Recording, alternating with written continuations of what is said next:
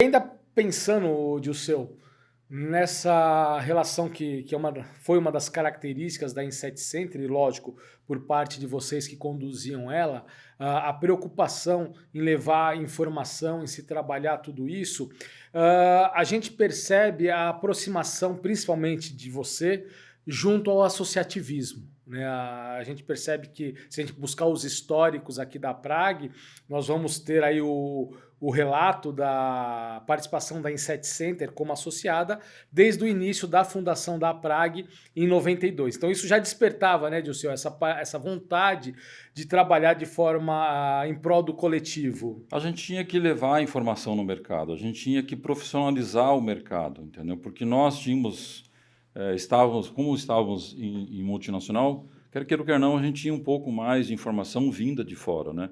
E a gente tinha o exemplo dos Estados Unidos, NPMA, as associações, né? E foi aí que surgiu, na verdade, algumas reuniões, onde no início eu acho que participaram, se não me engano, foi o pessoal da Dow, o pessoal da Zenica, hoje Singenta, na época eu acho que era a Zenica ou era a ICI, como é que chama a empresa? Eu já vi foto com o pessoal da Ciba Guide. Da Ciba, exatamente, o Constâncio da Ciba, e os empresários, na época, o pessoal da Insetizan, o Serjão da DDT, entendeu? Então, foi aí que surgiu, na verdade, a ideia de a gente criar a associação, que se criar a APRAG. Então, foi dessa época aí, dessas reuniões aí que tivemos na década de 90, que a gente criou, na verdade, a APRAG em 1992. Então, nós estamos participando desde o início. Né?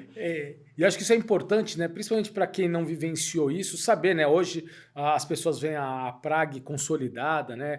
Tendo um trabalho muito forte, mas teve esse início onde teve a necessidade desse envolvimento de pessoas que estavam já à frente, né? Pensando nesse crescimento do todo, não somente Sim. de forma individual. Foram vários empresários, inclusive o Antônio Carlos, que era nosso colega aí também, né? Que foi o número um. Ele fazia questão de falar, sou o número um, entendeu? Então, saudoso Antônio Carlos. Já apareceu, né? Antônio Carlos. Exatamente, né? Então, mas eu acho que foi um momento importante para o mercado, né? É lógico que teve todas as dificuldades, né? O que as pessoas hoje falam. As pessoas veem as pingas que a gente toma, né? Os tombos que a gente leva, ninguém vê, né? Na verdade. Então, teve realmente muita dificuldade, muita resistência, porque quer queira ou quer não, no passado, você até falar com um concorrente era difícil, entendeu? Porque as empresas se viam como inimigos, né? Praticamente como inimigos, né? E não é essa a questão. Hoje em dia, você convive... meus principais amigos são do setor, entendeu? Estamos juntos há 25, 30 anos. Aí, olha o França, que está com a gente aí, quantos anos está? Que é um dos melhores amigos meus. Sim. Hoje, né? Então, na época, teve bastante dificuldade, entendeu?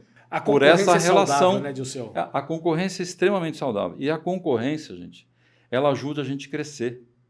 Entendeu? Porque ela bate na porta. Você, quando enxerga um concorrente melhor que você, que está fazendo alguma coisa diferente, você fala, opa, entendeu? Então, na época, foi bastante difícil essa relação com as empresas, entendeu?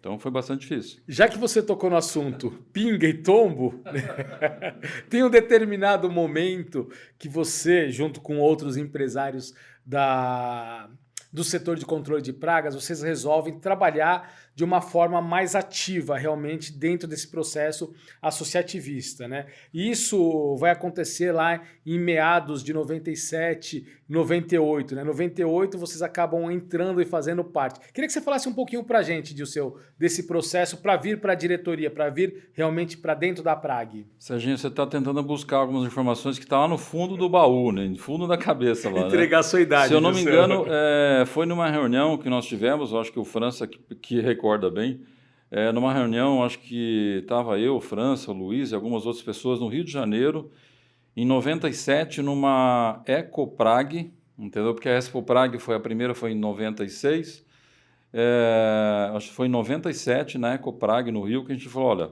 a gente precisa fazer uma Prag diferente, diferenciada, entendeu? E a partir daí a gente começou a se reunir e em 98 a gente assumiu a diretoria da Prag, né? Que, se eu não me engano, o primeiro presidente foi O França. França. O primeiro presidente foi o França, entendeu?